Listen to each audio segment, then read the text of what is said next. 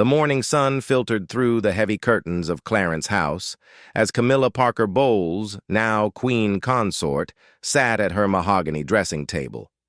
The reflection staring back at her showed a woman who had weathered decades of public scrutiny, but today something felt different. There was an unusual tension in the air that even her morning tea couldn't wash away. Lady Margaret Thornfield, the palace's chief inventory keeper, had requested an urgent meeting. Margaret was known for her meticulous nature and rarely spoke unless something important needed addressing. When she knocked on Camilla's private study door that Tuesday morning, her usually composed face showed signs of distress. "Your Majesty," Margaret began, her voice trembling slightly. "We have discovered some concerning discrepancies in our quarterly inventory review of the Crown's personal collection." Camilla set down her fountain pen and looked up from the correspondence she had been reviewing. The weight of Margaret's words seemed to hang in the air between them. For decades, the royal family's personal heirlooms had been carefully catalogued and protected, passing from one generation to the next like precious memories wrapped in gold and precious stones. "What kind of discrepancies, Margaret?"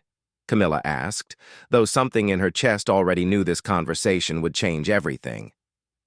Margaret opened a thick leather-bound ledger, her fingers tracing down columns of entries. Several pieces from Queen Elizabeth's personal collection appear to be missing from their designated locations.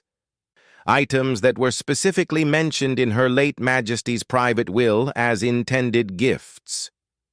The room fell silent, except for the gentle ticking of the antique clock on the mantelpiece.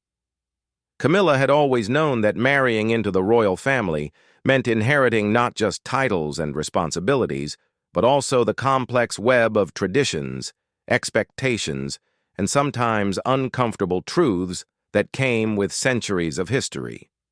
Among the missing items were pieces that held deep sentimental value beyond their monetary worth. Queen Elizabeth's favorite sapphire brooch, the one she wore during her first official portrait as a young queen, had vanished from its velvet-lined case. A delicate diamond necklace that had belonged to Queen Victoria, passed down through 4 generations of royal women, was nowhere to be found. But perhaps most troubling was the absence of a simple gold locket that Queen Elizabeth had worn close to her heart for over 60 years. Inside that locket was a tiny photograph of her late husband, Prince Philip, taken during their honeymoon. It wasn't the most valuable piece in monetary terms, but its emotional significance was immeasurable. Margaret explained that these items had last been seen during the transition period following Queen Elizabeth's funeral, when personal effects were being sorted and distributed according to her wishes. The process had been handled by a small, trusted team of palace staff who had served the royal family for decades. Camilla felt a wave of nausea wash over her as she realized the implications. Someone within their trusted circle had betrayed that trust. Someone who had access to the most private quarters of the royal residences had systematically taken pieces of history that belonged not just to the family, but to the nation itself. "Have you spoken to King Charles about this?" Camilla asked, though she dreaded having to burden her husband with yet another crisis during an already challenging time in his reign.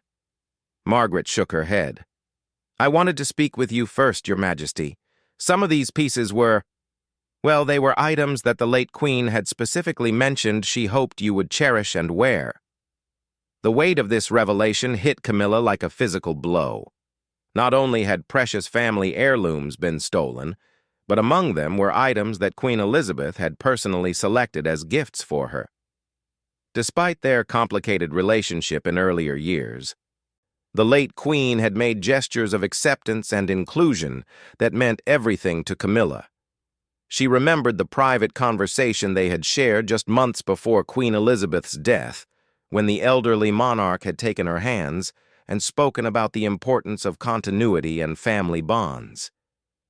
"These pieces carry our stories, Camilla," she had said. "They remind us that we are part of something larger than ourselves." Now those stories were scattered to the wind, likely sold to private collectors or hidden away where they might never be recovered. Margaret continued reading from her notes, describing how the discovery had been made during routine maintenance of the vault systems. Each piece had been photographed and documented with detailed descriptions of their historical significance and provenance. The missing items represented not just personal loss, but a theft from British heritage itself. As they spoke, Camilla found herself thinking about all the times she had admired these pieces during formal events and private family gatherings. She recalled watching Queen Elizabeth fasten the sapphire brooch before important state functions, the way her eyes would soften when she touched the gold locket at her throat. The investigation would need to be handled with absolute discretion. The last thing the royal family needed was another scandal splashed across newspaper headlines.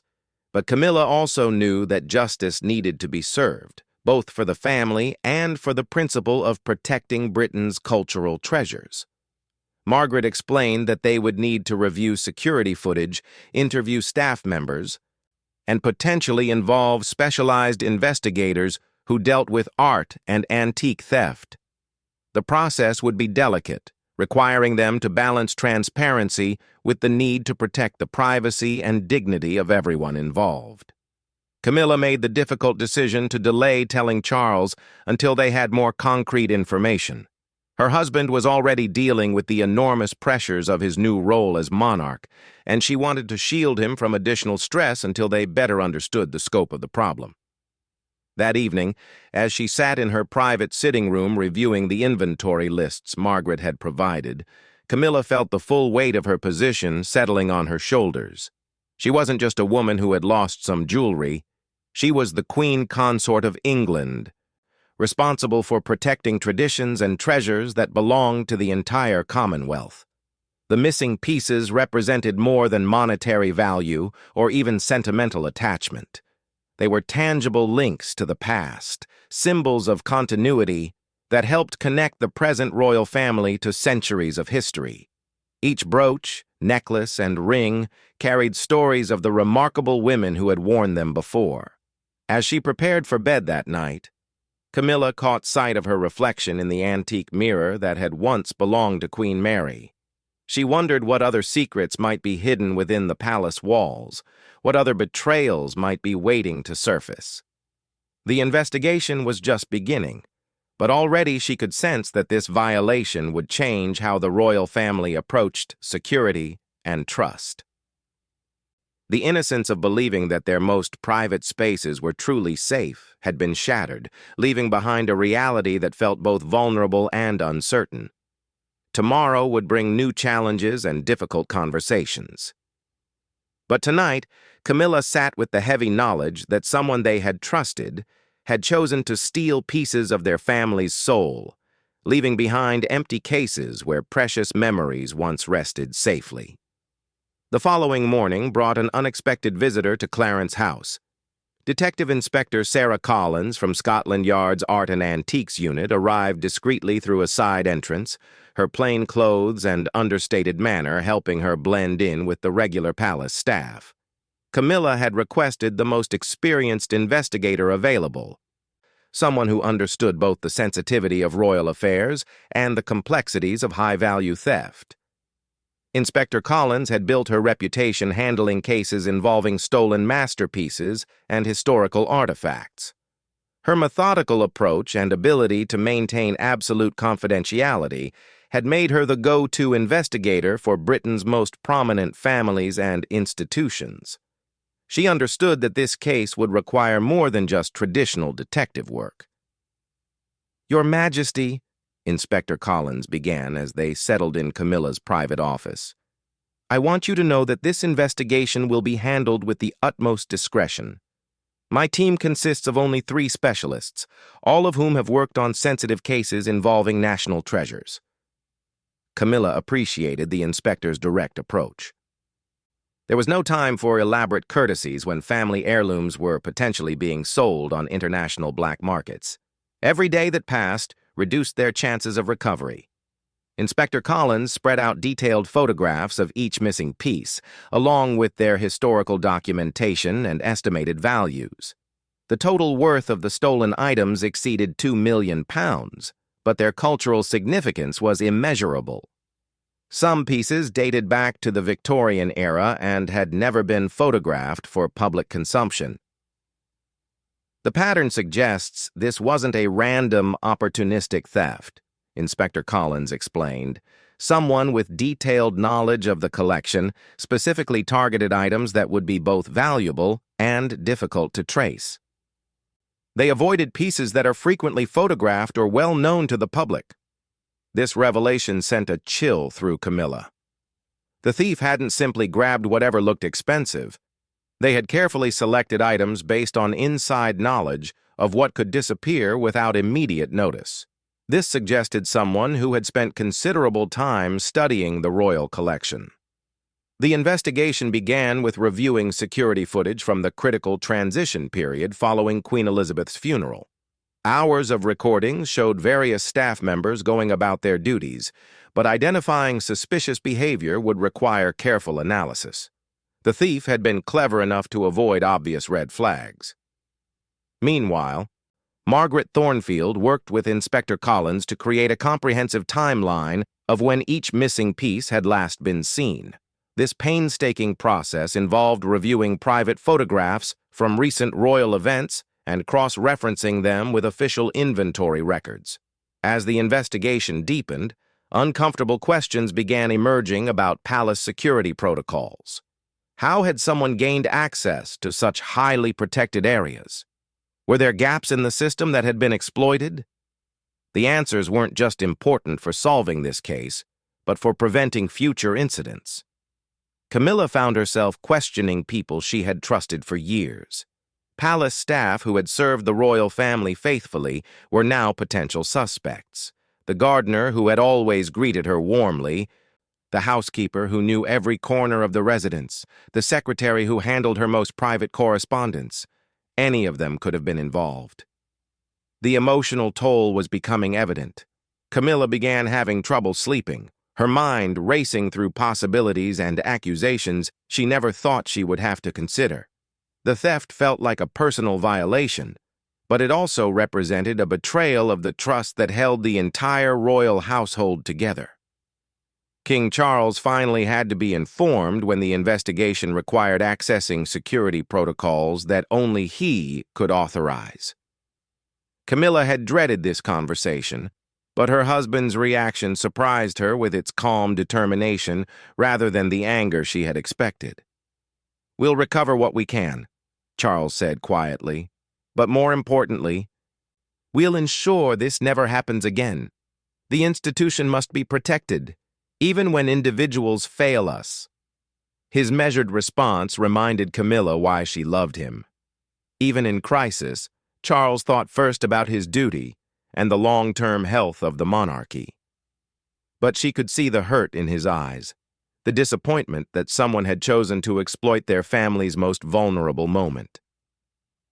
Inspector Collins reported her first breakthrough 3 weeks into the investigation. Analysis of the security footage had revealed subtle patterns in staff movements that didn't match normal protocols.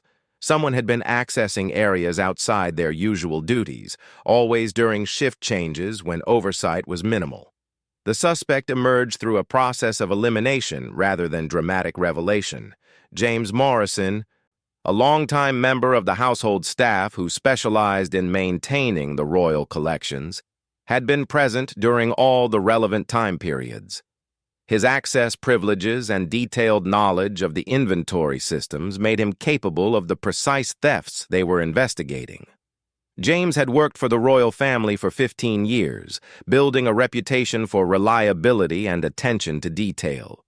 He had been trusted with some of the most precious items in the collection, which made his betrayal feel even more painful. Camilla remembered countless interactions with James, always professional and seemingly devoted to his work. The motive became clear when investigators discovered James's mounting gambling debts and desperate financial situation.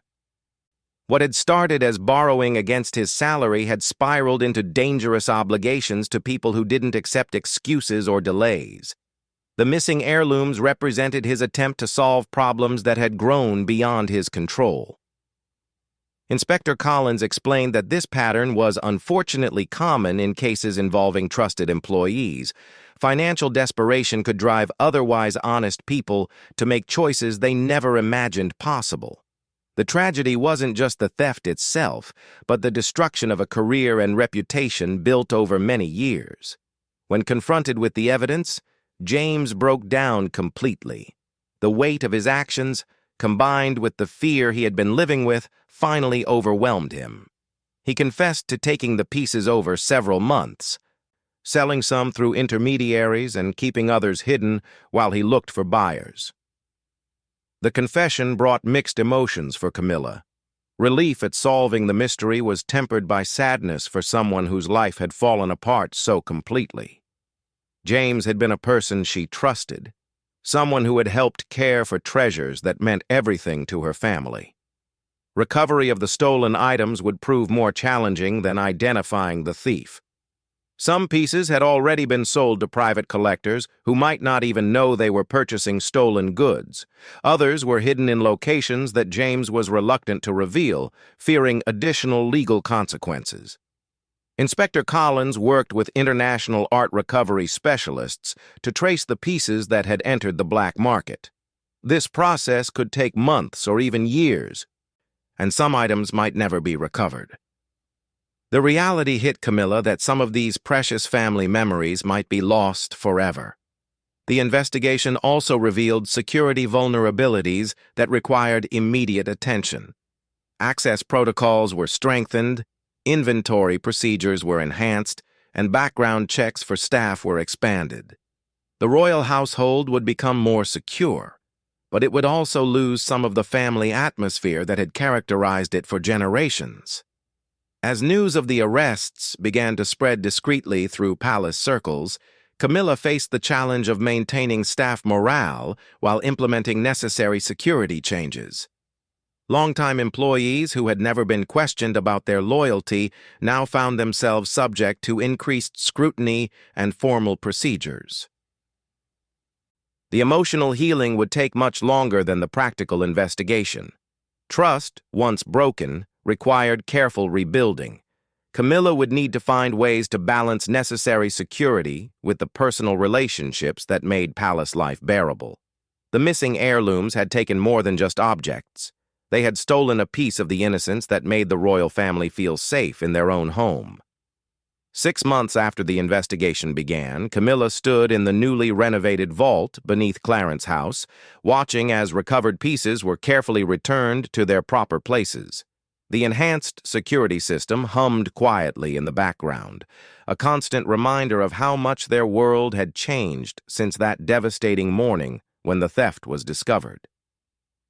3 of the 7 missing pieces had been successfully recovered through Inspector Collins's international network of art recovery specialists.